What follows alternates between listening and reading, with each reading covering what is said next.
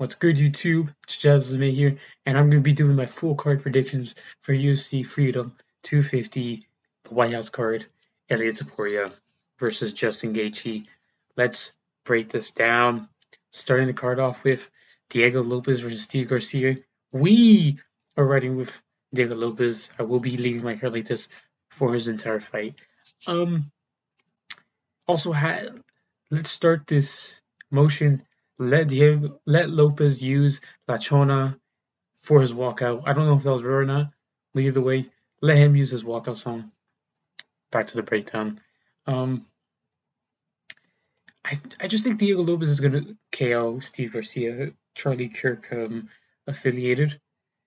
Um, it feels like this fight's gonna be a car crash, right? Obviously, Diego Lopez is coming off 3 fights. The first Volk fight where he was very competitive, he was able to knock him down, but he kind of got picked apart for the beginning of that fight, and then he was able to KO not Steve Garcia, John Silva, spinning elbow. He was kind of getting picked apart that round, getting stung a lot, and then but he was able to outgrapple him. Volk rematch. It was more competitive than I thought than people thought. I don't think it was a 5-0 sweep that most people thought. I did think it was 3-2 for Volk, pretty clear. But it was a weird round 5. Nothing really happened. And then Steve Garcia is coming off. What is he? When is he? The David Onama fight, where he KO'd David Onama in a round pretty easily. And then the Calvin Kattar performance, where he kind of beat up Calvin Kattar for 3 rounds.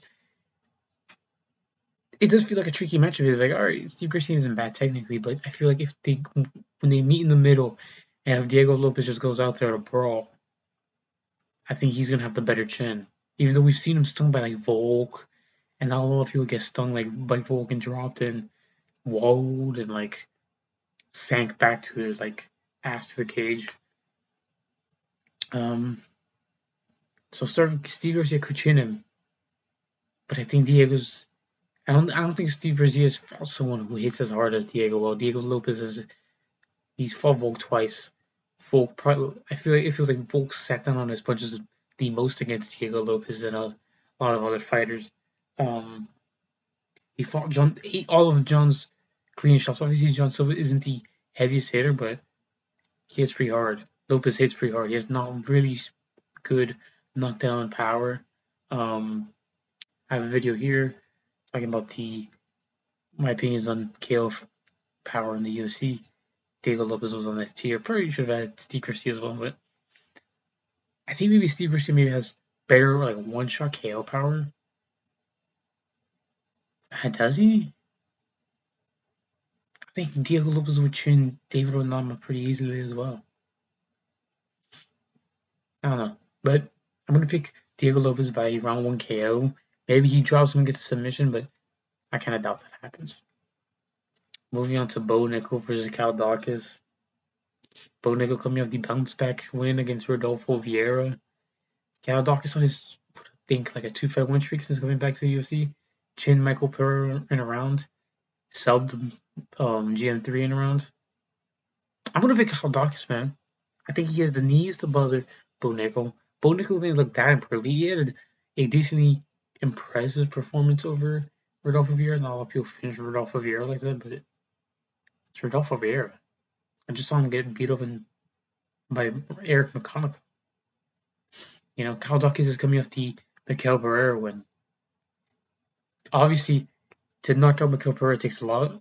Not a lot, but you have to be pretty good to knock him out around. Zachary Reese couldn't even do that. Abu Smagomedov couldn't do that. Cal Dawkins did. Cal Dawkins made easy work of GM3 like he was supposed to. And yeah, I just think that he has all the weapons here that bother Bo Nickel. Maybe he doesn't have the takedown defense, and maybe he gets exposed. He has had pretty bad losses in the past. But I can't get the RDR fight out of my head with Bo Nickel. He looks so shit against Paul Craig too. And I think Dawkins has a submission game, and he's striking to give Bo Nickel issues. Maybe he just gets chin or something. I don't see that happening. He has a pretty good size. He should be a bit bigger than Bo. Bo isn't really a big dude for 185. Kyle Dawkins looks pretty long and gangly, which allows him to get the Dars chokes, the Dars Knight. So yeah, I just think Dawkins is going to hurt Bo Nickel early. Bo's maybe he's going to shoot a sheet takedown, and Dawkins is going to find a front choke. So my prediction is around 1 or 2 submission for Kyle Dawkins. Next, we're moving on to Mauricio Rufy versus Michael Chandler. See you at the top! No, we're going to be seeing Michael Chandler on the bottom of the canvas with the referee on top of him, stopping the fight. Rufy coming off his bounce back win against Fiziev. Beautiful performance. Chandler coming off the Paddy loss, where he got absolutely destroyed in rounds 2 and 3. Face discombobulated. I think Chandler's going to win round 1. I don't think this is going to be a round 1 KO. When this got booked, I think I thought it was going to be like, oh, it's easy. Round 1 KO for Rufy. I don't think so. I think it's going to be Chandler looking good early. He maybe gets a takedown. He's pressuring Rufy to the fence. Maybe lands a big shot. Lands a low kick. Rufy is just slowly picking it up with the jab. Chandler gets another takedown. Rufy gets up. Smudging against the fence. Rufy's low output. Just maybe picking at Chandler with a jab. Maybe Chandler has a lot of now scar tissue on the face. Maybe he starts to bust up. Kind of like Khalil. Kind of like Ballon. Go to round 2. Chandler just starts pressuring, waddling in, no defense. Bang! Rufy catches him with cross. Bang! He's snapping on his jab. Head kick. Bang! Right hand. I think it's going to look very similar to the Fiziev fight. Both are very similar statures, not similar styles. But what Chandler will do is what I imagine Fiziev did. I don't think the way to beat Rufy is you need to be able to pressure him, low kicks.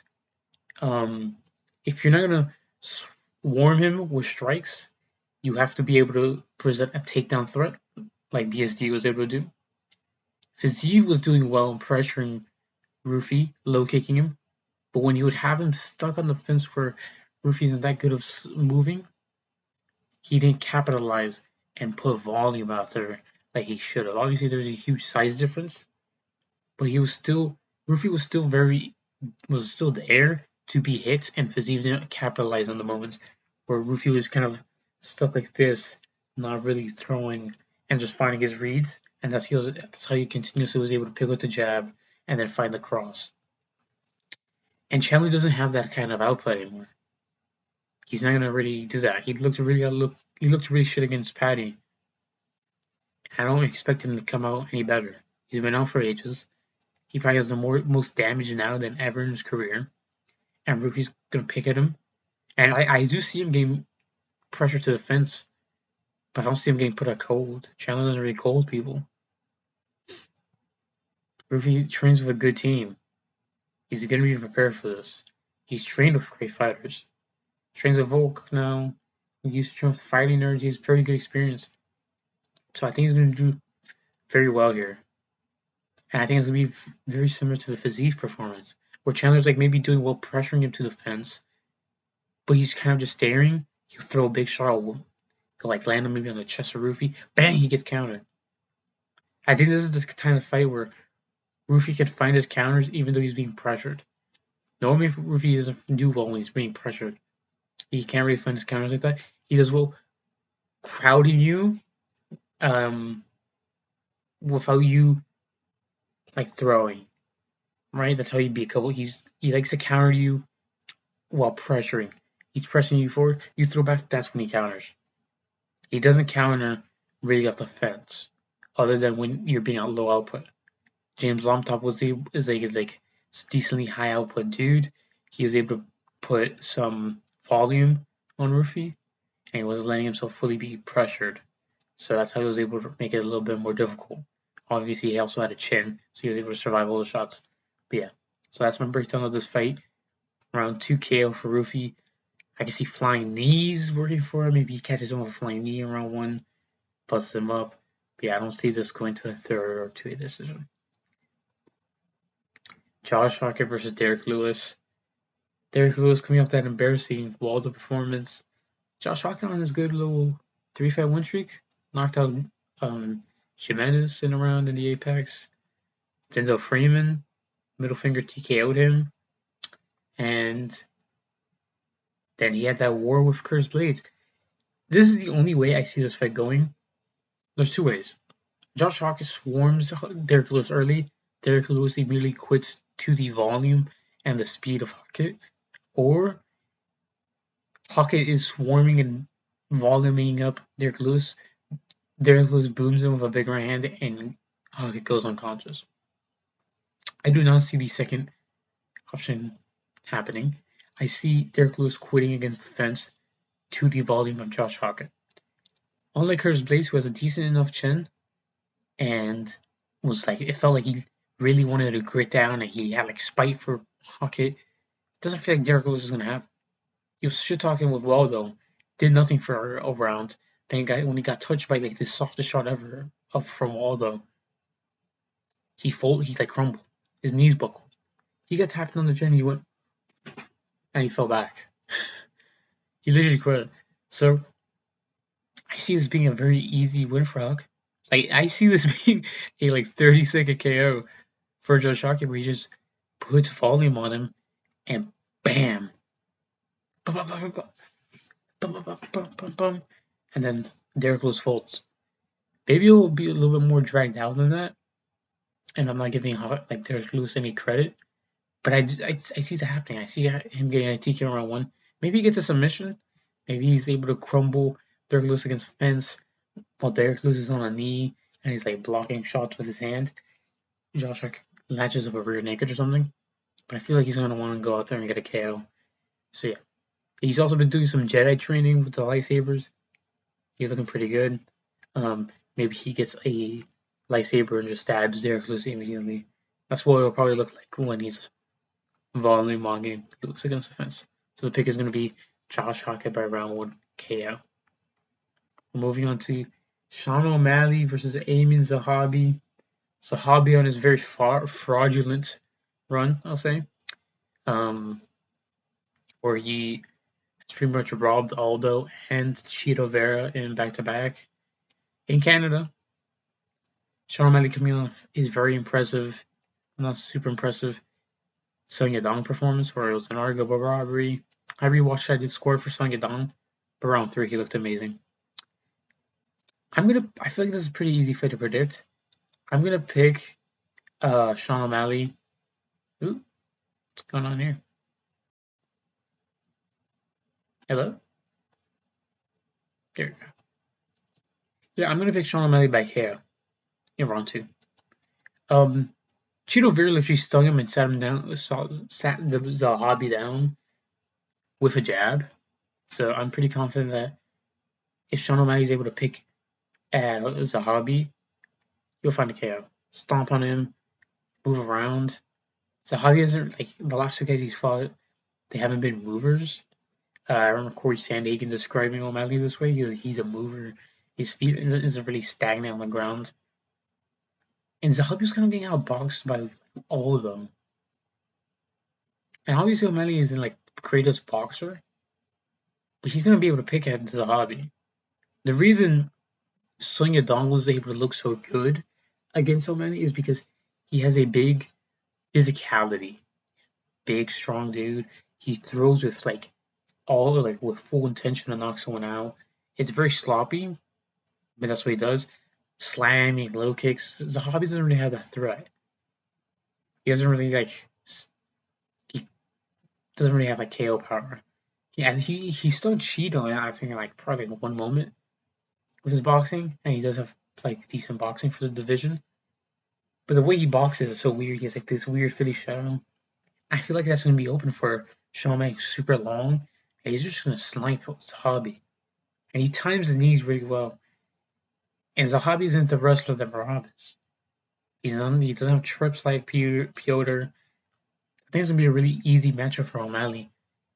I am worried, weirdly worried, but they should O'Malley should have a tricky round 1 where maybe if they're even on strikes. But round 2 to round 3, I think O'Malley's gonna find and snipe him with like a cross or a knee. One of the two, he's gonna finish him there. And I don't see him gassing like Aldo after he finds the knee and goes for the finish. He's not gonna gas. He pretty much like when he in those moments where he's like about to finish somebody, he doesn't really gas. He had 5 rounds of Cheeto where he was like pretty badly brutalizing him, and he didn't gas until like the last 10 seconds where he got hit with a body shot. So I feel like it's just an easy performance. Maybe it's a round 1 KO. I think that's when Zahabi got dropped by Cheeto, but I think it was round 2. So yeah, I'm gonna say round 2 KO for Sugar. The Sugar Show is gonna come back. Oh, he's gonna continue. Next up, we got Alex Pereira versus Ciryl Gane. So, as you can tell by my shirt, yes, I'm wearing a shirt for once in these videos. I'm rooting for Alex Pereira. What does that say? Heavyweight interim title bout. Presented by Crypto.com. Okay. I feel like I just did an ad read. It's not good. Anyway, I feel like, dude, this whole car has come by really quickly. I remember like making my video about this. This car's come by like way too quick. It feels like I've had all the time, but no time to think about this matchup. But I'm gonna Alex Pereira coming off the Magomed and Goliath fight where he won back his belt. Ciryl Gane coming off the IPA performance against Aspinall and the Volkov arguable robbery. I'm gonna pick Alex Pereira by KO. Rounds 3 to 4. I just think that I saw Aspinall picking at Gane with the kicks. Even though Gane was looking good with the hands, he was picking at him with the jab and stuff. And he could do something similar. Pereira doesn't like short style. Like the style to beat Pereira was Ankalaev. And weirdly Khalil. Like he doesn't do well against these short, decent boxers with like the short southpaws with speed and decent hands. Ciryl Gane has the speed. He can be a southpaw. He'll switch stance, but he doesn't really have the good boxing. Like the straight 1-2. And I just see, and then even Pereira was able to deal with Khalil against Ankalaev. He dealt with it against Khalil. You can say Gane is better than both those guys, but I can see Pereira just chewing the leg of Gane. Volkov and Aspinall had great work there. Obviously, maybe it's more expected with Pereira, and Pereira's a little bit more plotty than those guys, but if Pereira just pressures Gane early, I can see him finding his timing slowly and getting himself slowly into the fight, letting Gane wear himself out with the jabs and the kicks. Pereira's going to low kick him, slams low kicks early, and then find his timing runs 3 and 4. He kind of is a builder. He's not the biggest round 1 KO guy. Round 2 KOs against Yuri. In the second fight, he found the knockdown because Yuri rushed. Now that makes me realize it makes so much sense. Like Holberg KO'd him. Yuri just finds his random timing where he chooses to rush in and it just doesn't work out for him. With Hale, a weird situation. He knocked him down after like getting that shot.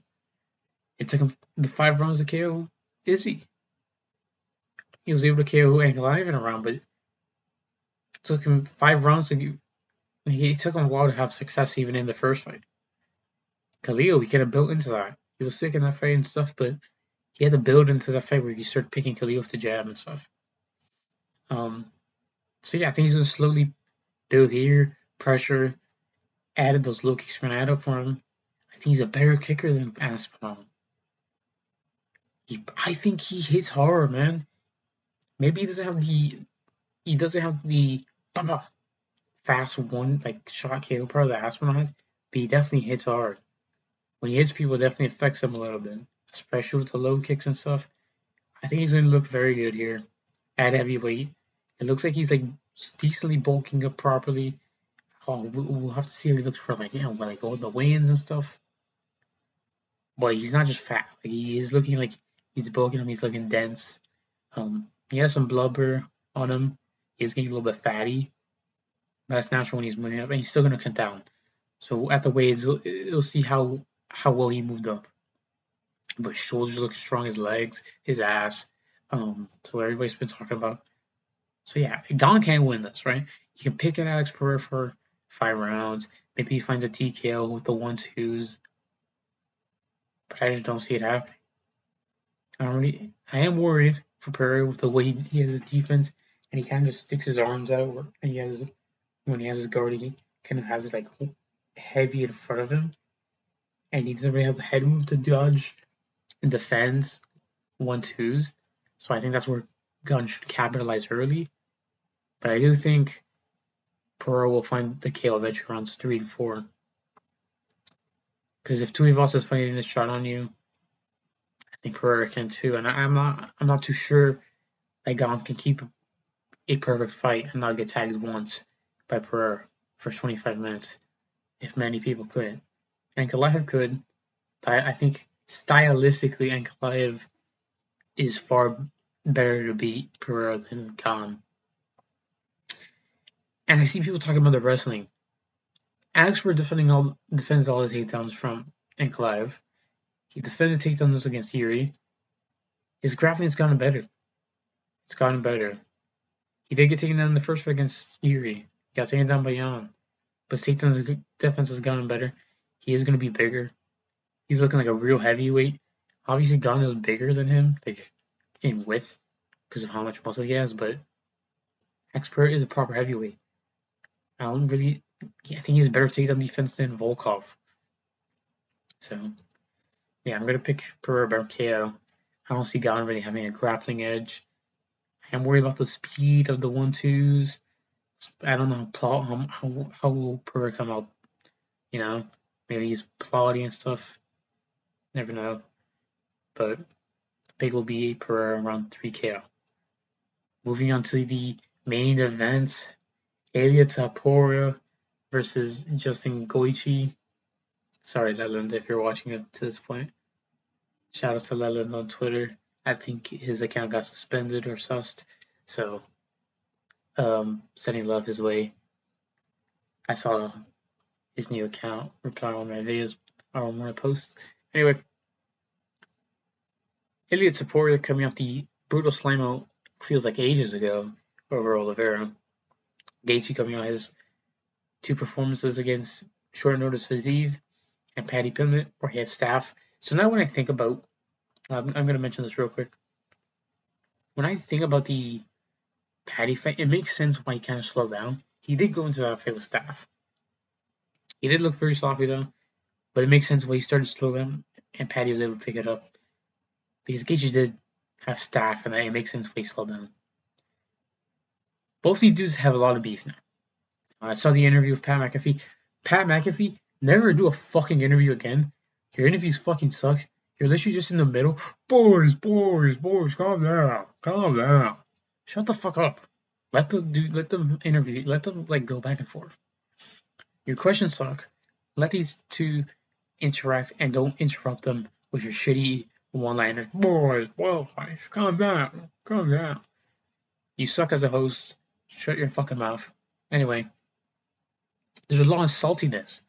Salty Gaethje, he's been talking shit about Ilia. He said, I understand where his wife left him and all this shit, Ilia, with his cold quotes on Twitter and stuff. So there's saltiness between these. Ilia has Homelander aura coming into this fight as well. The hair, the way he's talking to Gaethje. And I have to pick Ilia by round 1 KO. Gaethje's just so open for all that Ilia can do, and Ilia's just getting better.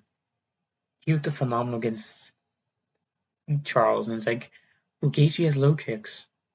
Ilia does too, and I think if Gaethje goes for a low kick, bam! Ilia's gonna have the jab. He's gonna have the jab. Maybe he can even go for a 1-2.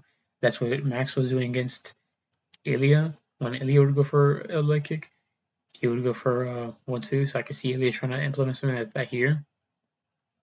But in the Charles fight, he was tagging Charles with a jab every time he went for a low kick. He has a very good team with him. His brother breaks down fights pretty well. He does listen to his corner. So I do think that he will be prepared for all Gaethje has. And I saw someone say Gaethje has never been KO'd before the third or fourth round. We hadn't seen Charles knocked out like that ever in his career. Elliott was the first to do it. Max Holloway had never been KO'd before. Elliott did that. So I kind of just have to trust in the power of Ilya Topuria, the speed, and the fact that he's now going to be even more built for 155. It makes me just put more trust into Ilya that he's going to have the speed advantage. He has the boxing. He definitely has the better boxing out of him and Gaethje. Gaethje does like good striking. He can make this gritty against Ilya with his clinch and the uppercuts, especially because Ilya likes to dip down. Then I see people talking about the head kick. The head kick Herbert landed on Ilya was a lead side head kick that he caught Ilya like mid throw. Gaethje doesn't really do that. He'll throw with the rear leg. And I really doubt he's going to catch Ilya coming off the left hook with a head kick over the top. Maybe he does. I can envision that right now. But I saw Michael Chandler, short, I think he's probably like the same height as Ilya. Short, explosive, bam, bam, bombing in his way. He was ripping body shots on Gaethje. The way Gaethje dips down is just bang. I can sense the uppercut coming from a mile away from Ilya. If Gaethje shoots a shitty takedown, I envision the uppercut coming in. I can envision Ilya stuffing it in, bang, and tagging him for a big shot. It's gonna be around 1 or 2 KO. Gaethje was like, "Oh, you're gonna see when it's round 2, 7 knocks me out round 3." I can see Ilya Topuria just putting a masterclass on Gaethje for 5 rounds. I make him look silly. If you really want to, I am worried about the low kicks for Ilya here, but I think it is gonna have this game. He's gonna have this well thought out. Also one thing to talk about for all these fights is the weather. And if there rains or something, I don't think it'll get wet in the canvas because there's like a chrome or a dome claw on top, so I don't think any rain will get into the actual canvas. But the heat, we don't know how these guys will be affected in that. So take that into consideration. I generally think that's going to hurt Derek Lewis even more. I think if it's really hot and he whiffs on a big right hand, he will quit. Sad as that is. But yeah, I think Ilya is just going to really badly KO Gaethje in 1 or 2 rounds. And it's going to be a brutal flatline. So that is the pick.